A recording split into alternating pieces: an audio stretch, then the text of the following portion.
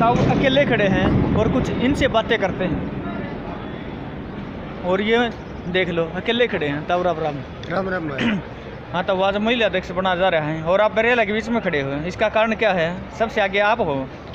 हाँ, शुरू से ही आंदोलन में हम तो सबसे आगे हैं और आंदोलन सारे देश की जनता पूरे विवेक से चला रही है और आर पार की ये लड़ाई है, इसको हम जीत कर ही रुकेंगे। और जिंदा कौमें 5 साल इंतजार नहीं करती, इसलिए इस सरकार को अब सत्ता में रहने का कोई अधिकार नहीं है।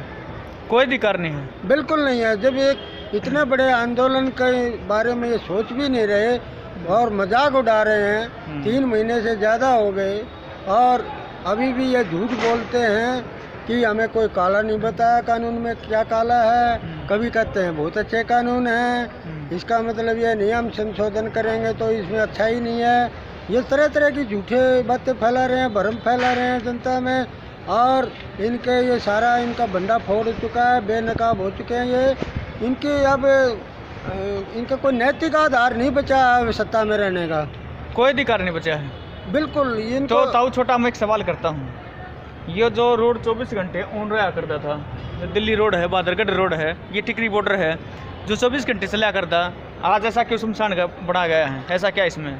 ये सिर्फ सरकार डरपोक है, शिखंडी सरकार है, इनको पता नहीं किस बात का भय है। किसान तो शांति से यहाँ बैठे हैं, इन्होंने ज़बरदस्ती बंद कर रखा है और अदालत ने भी ये कहा है, सबसे बड़ी अदालत ने, कि जो है किसानों ने ये रास्ता नहीं रोका, सरकार ने रोका है किसानों को। किसानों को सरकार ने रोका है, ये अदालत ने कहा है, सबसे बड़े मुख्य न्यायाधीश। और वो तो केसरी मंत्री कह रहा है ये कानून तो बहुत बढ़िया बनाए गए हैं, उसके बारे में आप क्या कहना चाहोगे? सबसे मोटा सवाल मैं यही करूँगा ताऊ जी आपसे। देखिए, 16 इसकी कमियां बताई, 11 बार जो मीटिंग हुई उन्होंने गलतियां मानी भी हैं और बाहर आकर झूठ बोलते हैं। ये तो एक बेशर्मी की हद हो चुकी है। इनको तो पता नहीं कौन सी पढ़ाई जाती है, झूठ बोलने की शिक्षा दी जाती है। शायद संघ में इनको झूठ बोलना सिखाया जाता है, वहाँ पर इनको ट्रेनिंग दी जाती है कि तरह तरह से भ्रम फैलाओ, झूठे प्रचार करो।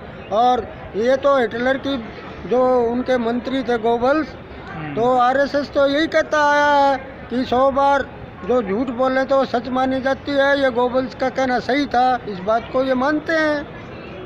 अच्छा, तो वो कह रहा है, जिस तरह कई दिन पहले की बात है, एक मोटी सी चीज़ पूछूंगा मैं। जिस तरह रामदेव आया था पानीपत में, उसने कहा था भाई किसान ने मोदी दौरे कॉल कर दें और सारी चीज़ फ्री हो जाएंगे, उसके बारे में क्या कहना चाहोगे? मोटा सवाल। बिल्कुल झूठ बोलता है रामदेव, तो जो है किसान तो अब रहा नहीं।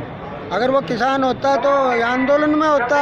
अब वो बहुत बड़ा बिजनेसमैन, प्रॉपर्टी डीलर और ये जो है मल्टीनेशनल कंपनी एक तरह से उन्होंने बना ली है और लूट रहा है। वो भी लुटेरों की जमात में वो शामिल हो चुका है। और पहले तो वो भिखारी बनकर लोगों से कहने लगा, आर्य समाज के नाम पर उन्होंने देश को धोखा दिया है। पिछले 2014 के चुनाव में उन्होंने बहुत झूठ बोला, 30 रुपये डीजल मिलेगा, 35 रुपये पेट्रोल मिलेगा, 25 रुपये गैस मिलेगी, बहुत सस्ता मिलेगा, मोदी को जिताओ। और आज वो बोलता ही नहीं कि ये महंगाई क्यों हो रही है, क्योंकि वो तो उनका अंधा भगत है। उसे ये लगता है कि तेरा धंधा चमकता रहे और वो जीन्स भी बेच रहा है।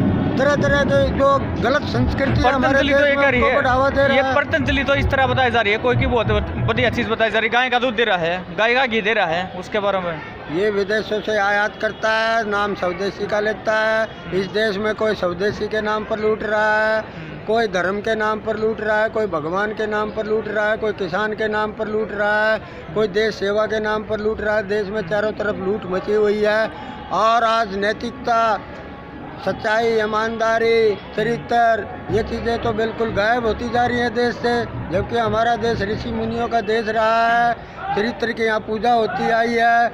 ये सारे आरएसएस बीजेपी वाले पूंजीपतियों के पैसे पे गुलछर्रे उड़ाते हैं, अय्याशी करते हैं और देश को तरह तरह के झूठ फैलाकर भ्रमित करते हैं और देश को बेच रहे हैं, देश को लूट रहे हैं, देश को बर्बाद कर रहे हैं। जाति और धर्म के नाम पर लड़ाया, अब किसान को किसान से भिड़ा रहे हैं। यहाँ पर दिल्ली के जो गांव हैं उनमें बीजेपी वाले घूम घूम कर प्रचार कर रहे हैं, रास्ते खुलवाओ। हमने रास्ता ही नहीं रोका।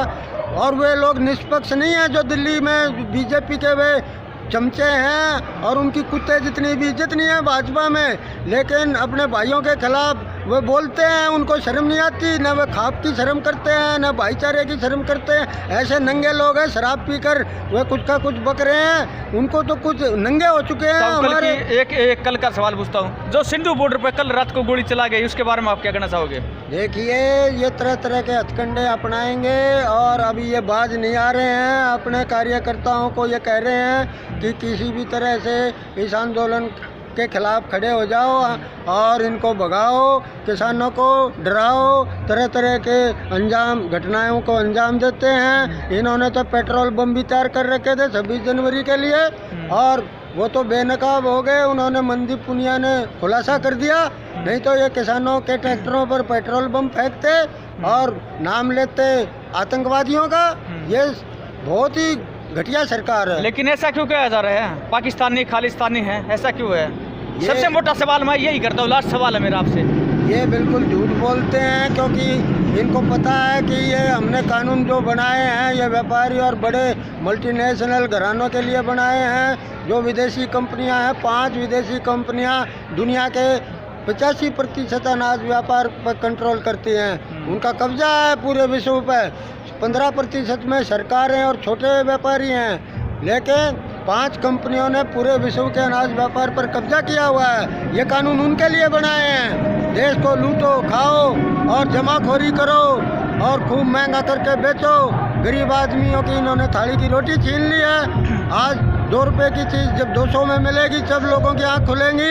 अगम तो मार दिए मोदी ने। अभी तो इनके चैनलों के और इनके अखबारों के बहकावे में आए हुए हैं। कुछ इनका प्रचार तंत्र इस तरह का हाईटेक प्रचार तंत्र जिससे लोगों को गुमराह कर सकते हैं ये, और किया भी है। नहीं तो ये एक ऐसा आदमी जो हमेशा झूठ बोलता है, विश्व रिकॉर्ड बना दिया इसने मोदी ने झूठ बोलने का, और फिर भी ये प्रधानमंत्री पद पर है। पहले चारपाई पर नहीं बैठने देते थे झूठे आदमी को हमारे गाँव के बुजुर्ग, और आज इतना परिवर्तन आ गया, जो जितनी झूठ बोले उतना ही बड़ा पद।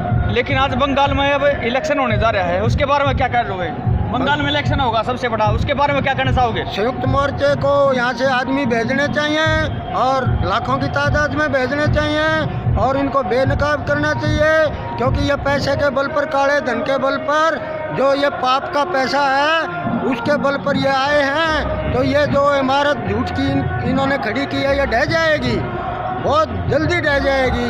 ये अपने पापों से खुद ही मर जाएंगे। सिर्फ लोगों को बताने का फर्ज है कि ये गलत पार्टी है, देश बेचने वाली है, देश लूटने वाली है, देश को बर्बाद करने वाली पार्टी है।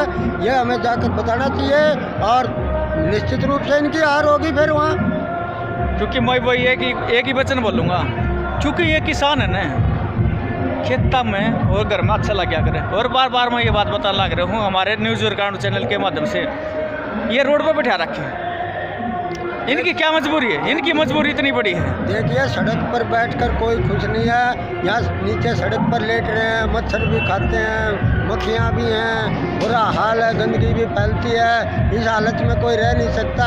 मैं यहाँ 15 दिन रहा, रात को बाहर स्नान करना पड़ता था गर्म पानी में और हवा लगती थी, मैं भी बीमार हो गया।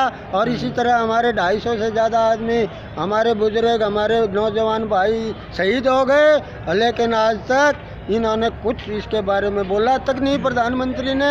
और नरेंद्र मोदी तोमर ने तो बहुत ही झूठ बोला, उन्होंने कह दिया कि सिर्फ 2 मरे हैं आंदोलन में। इस तरह की झूठ बोलते हैं, ये घटिया हरकतें करते हैं। 1 सेकंड, 2 के 11 बता दिए और 22 के 44 दिखा दिए। ऐसा क्यों करा जा रहा है? ये जिस तरह ये सीमेंट भरी जा रही है, ये मिट्टी भरी जा रही है, आज मैं पूरा दिखावांगे। आप अंडर को लगता को गोली मार तो मारे जाओ, आप अंडर देखो ना, ये देख लो, पूरी सीमेंट भरी जा रही है और इधर में मिलिट्री खड़ी है। क्योंकि आप डर नहीं लगता किसी चीज़ तभी, क्योंकि मरते नहीं डरते, क्योंकि आप अन्य सच्चाई दिखाना चाह। वहाँ मैं राजू बेनीवाल गांव खेड़ी में 24 से अपना पूरा पता बतावा हर टाइम। लेकिन है ना, मरते को डर लगता, क्योंकि हमने घर पे फालतू होकर रखे हैं। फालतू क्यों कर रखे हैं? हमने चाहिए आज़ादी, और आज़ादी खातर हमारे हैं, और इससे बड़ी इमारत है, बढ़ के कोई चीज़ को नहीं। बहुत बहुत धन्यवाद। कोई गलती हो तो माफ़ कर देना, छोटा भाई समझ के, अपना बालक समझ के। हम टिकरी बॉर्डर तक बोल रहे हैं इस समय भी, और इस टाइम भी 9:20 हो गई हैं। फिलहाल। और फिलहाल हम खड़े हैं और हमारा मलयादेव से बनाना चाह रहा है। धन्यवाद।